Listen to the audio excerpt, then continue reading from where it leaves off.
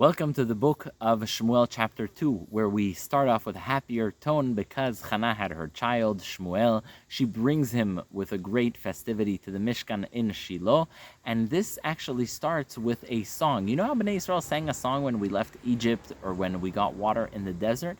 Well, now there's a song of Hannah. It's really not possible to perfectly translate the beauty, the literary beauty of it, because Hannah says such beautiful words. I'm going to read some of it and translate it because it's just so beautiful, but she sings a song to Hashem after she has a child. It says, Vatitpalel Hannah vatomar, Hannah praise to Hashem, and she says, Alatz libi b'Hashem, Hashem has made my heart joy. Ramakarni b'Hashem, Hashem has brought up my dignity. Rachav pi aloivai ki samachti b'yishuatecha. I was able to be victorious and proud in the face of my enemies because I was rejoiced by your helping me. And then she says, Ein kadosh ka Hashem ki ein biltecha. There is no one as holy as Hashem. As holy as Hashem. Ein tzur ke Elokeinu. There is no rock. There is no one as strong as Hashem. Very, very important pasuk. Al tarbu tedabru gevoha gevoha yetze atak mipichem. Don't speak arrogantly as if you won everything and as if you have everything, because eventually Hashem is in control of everything and He is in charge of everything possible. Keshet giborim chatim. The arrow, the bow and arrow of the very strong people can become defeated. V'nichshalim as ruchail, and the people who've been defeated can get up and gather up strength. Sfeim balechem niskaru. The people who are filled with bread, they have food, they suddenly, you can see them downfall. Urevim chadelu, and the hungry people can stop being hungry.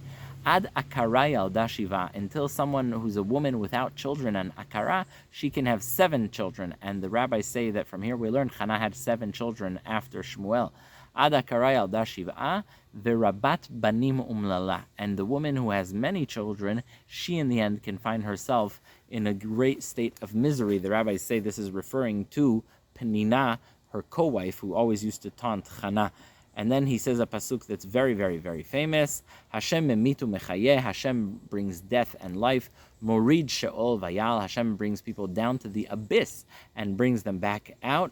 And a pasuk you may know from Tehillim, Mekim me'afar dal me'ashpot yarim evyon. Hashem brings the poor person up from the dust. He picks up from the literally dumps. He brings a poor person up. Leoshivi'im nedivim, to put them with the most generous people. V'kiseh kavod yanchilem, and he puts them with a great chair of honor. Raglei chasidav yishmor u'reshaim b'choshech yidamu. Hashem protects the righteous one, and the wicked ones go silent. And then he goes, Yarem Hashem Yadin Nafsei Aretz. He judges all the people in the land. Veiten Ozle Malko ve'Yarem Karen Meshicho. He gives strength to his king and his anointed one. Very, very, very powerful words. That is Shirat Hannah, the song of Hannah. Now we have a problem of succession. Yes, Eli, the Kohen Gadol, is a good man. Yes, he's a righteous man, but his sons, not at all. Eli has 2 sons, and their names are Chofni and Pinchas. They are not good people, and they denigrate and desecrate the service of the Mishkan. Everyone who comes to bring korbanot in the Mishkan has to encounter them, and they are really not nice people. They have a big fork that has 3 prongs, and whenever they go by people who are having their meal, their feast, they just don't ask permission. They take this big fork and they take the meat out of your pot, and they just take whatever they want. And they would even take from the meat of the korbanot before the proper parts were brought to the mizbeach. And they would take the meat before it was even roasted or brought as a korban. Basically, not the nicest people, not nice people at all. And Shmuel, on the other hand, here you have the contrast. Shmuel is serving in the Mishkan. He's actually very popular and honest. He has this beautiful, nice coat that his mom gave him. Hannah gave him when she brought him. Hannah would visit him once a year.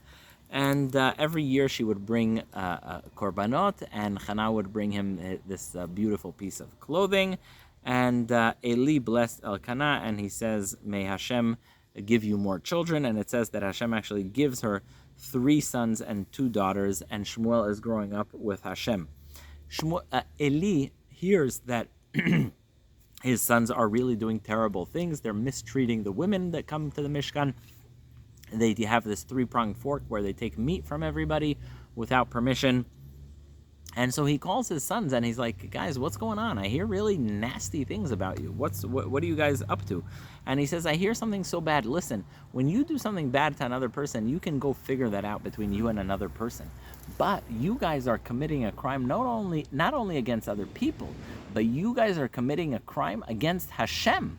Why? Because everyone thinks, like, why should I go to the Mishkan? What's the point? Do I really want to encounter those obnoxious sons of Eli who steal the meat and do bad things? And so he says to them, this is really bad what you're doing. Then a prophet of Hashem comes to Eli and he speaks to him in the most harsh way possible. He says, look, Eli, have I even spoken to your family alone when you were in Egypt for nothing? You come from the tribe of Levi, and the Levim were chosen to serve Hashem. And instead of using that privilege in a good way, instead of appreciating that privilege, what you guys did is you turned it into a meat factory. You take all the meat from Bnei Israel, and I've said that you, Eli, and your descendants will be Kohanim Gedolim forever. But I'm sorry, that's not going to stay the plan, because you guys have desecrated the name of Hashem, and I am going to do terrible things to your family, Hashem says to Eli. I will make sure that you are no longer in charge of the Mishkan, but your descendants will work in the Mishkan so that they see other people in charge, and so that they know they lost because of the horrible behavior of Chofni and Pinchas. And I'm going to give you a sign, the prophet says to Eli. Your two sons, Chofni and Pinchas, are going to die on the same day, and I will make sure that someone else serves as the Kohen Gadol that is not related to you. Your sons are going to die in the same day. Their descendants are going to beg the substitute person for food. And that is the end of Perek Bet. So what did we have in Perek Bet? We had Shirat Chana, the song of Chana, how Hashem controls everything and can bring the most miserable, broken people up to the highest places. Also vice versa, Hashem can take the richest and strongest and bring them to the lowest places. Always Hashem can do anything and change anyone's position at any time. Number one. Number two is Eli has two sons, Chofni and Pinchas, that are very not nice. They take a three-pronged fork. They just take away meat from people's pots. They take meat from korbanot before the parts of the korban that need to go on the mizbeach even go on the mizbeach.